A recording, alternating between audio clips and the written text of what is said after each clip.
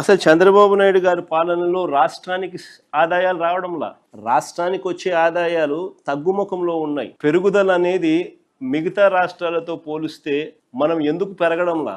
రాష్ట్రానికి సంబంధించిన ఆదాయాలు పక్కదో బట్టి చంద్రబాబు నాయుడు గారి జోబిలీకింత, ఆయనకు సంబంధించిన ఎమ్మెల్యేలకింత, ఆయనకు సంబంధించిన బెనామీలకింత అందరూ పంచుకుంటా ఉన్నారు. దోచుకో పంచుకో తినుకో అన్నట్టుగా. రాష్ట్రానికి సంబంధించిన ఆదాయాలు ఇసుక తీసుకున్నా, మట్టి తీసుకున్నా, సిలికా తీసుకున్నా, లాటరైట్ తీసుకున్నా, గ్రనైట్ తీసుకున్నా, లిక్కర్ మాఫియా ద్వారా లిక్కర్ ఆదాయం తీసుకున్నా, లేదా ప్రభుత్వ భూములు ఎడాపెడా నచ్చిన వారికి నచ్చిన రేటుకు ఎడాపెడా అమ్మే పరిస్థితి తీసుకున్నా, ఇలా వనరులన్నింటినీ కూడా దోచేస్తా ఉన్నారు. కాబట్టి రాష్ట్రానికి సంబంధించిన ఆదాయాలు రాష్ట్రానికి రావడంలా. మరోవైపు చూస్తే ఆయనకో విమానంతో పాటు ఒక హెలికాప్టరు, ఆయన కొడుక్కో విమానం, ఆ విమానంతో పాటు ఒక హెలికాప్టరు, తర్వాత ఆయనకు మద్దతు ఇస్తా ఉన్న ఆయన గారి డిప్యూటీ సీఎం పవన్ కళ్యాణ్ గారికి ఆయనకు ఒక విమానం, మళ్ళీ ఆయనకు ఒక హెలికాప్టర్. ముఖ్యమంత్రి గారి కొడుకు ఒక పూట విజయవాడలో ఉంటే మరో పూట హైదరాబాద్లో ఉంటాడు.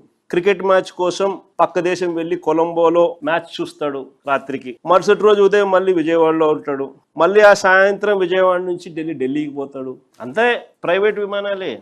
దేశంలో బాధ్యతాయుతమైన పదవుల్లో ఉన్న వాళ్ళు ఇలా జల్సాలు చేసిన సంబరాలు ఎక్కడైనా ఉన్నాయా? చంద్రబాబు నాయుడు గారి నైజం నిజంగా కుక్కతోక వంకరే. అసలు నిజాలేంటో తెలుస్తాయని, రాష్ట్రానికి సంబంధించిన అప్పులు ఎంతుంటాయో రాష్ట్ర ప్రజలకు ఎక్కడ తెలిసిపోతుందేమోనని ఏకంగా బడ్జెట్ పేపర్స్ లో అప్పులకు సంబంధించిన టేబుల్ వాల్యూమ్ నెంబర్ 6 ఈ బుక్ లో ఉంటది.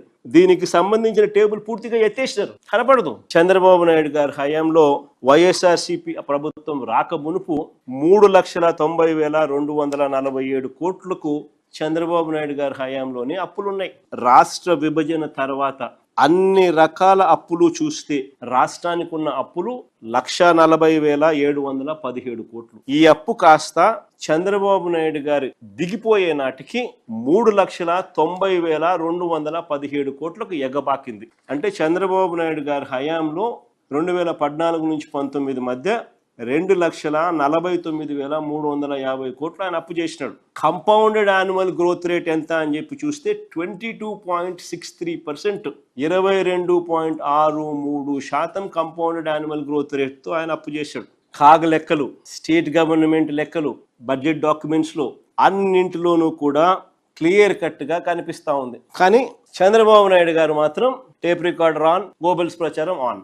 అన్ని రకాల అప్పులు రాష్ట్రంలో మేము దిగిపోయే నాటికి 7,21,918 కోట్లే కనిపిస్తూ ఉంటే మాకు ఇంత మిగిలిచ్చిపోయినారు 9,74,000 కోట్ల, 84,000 కోట్లని మళ్ళీ అబద్ధాలు ఆడతారు. ఎందుకు అబద్ధాలు ఆడాలి అలా? చంద్రబాబు నాయుడు అధికారంలోకి వచ్చిన ఈ 2 సంవత్సరాల్లోనే ఆయన చేసిన ప్రభుత్వ అప్పులు ప్లస్ గ్రాస్ బడ్జెటేతర అప్పులు అన్ని మీరు గమనిస్తే ఏకంగా 3,17,448 కోట్లు. చివరి 2 నెలలు ఇంకా ఉన్నాయి, అప్పులు చేస్తూనే ఉన్నారు. కానీ బడ్జెట్ పుస్తకాలు చూస్తే 2025-26 ఆర్థిక సంవత్సరానికి వీళ్ళు సవరించిన రివైజ్డ్ ఎస్టిమేట్ 12 నెలలకు అప్పు ఎంత చూపించారో తెలుసా? 80,567 కోట్లు మాత్రమే అప్పు చూపిస్తున్నారు.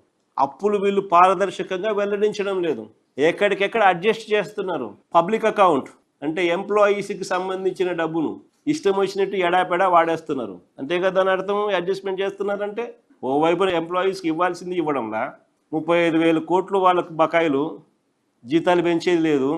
మరోవైపున వాళ్ళ జీతాలతో వాళ్ళ అకౌంట్తో వీళ్ళు గేమ్ ఆడుతున్నారు. ఒక రాష్ట్రము మూలధన వ్యయం కింద ఎంత ఖర్చు పెడతా ఉన్నారు అని. మూలధన వ్యయం కింద 2025-26లో ఒకసారి గమనిస్తే బడ్జెట్లో చూపించింది 40,635 కోట్లు ఖర్చు చేస్తామని చూపించారు.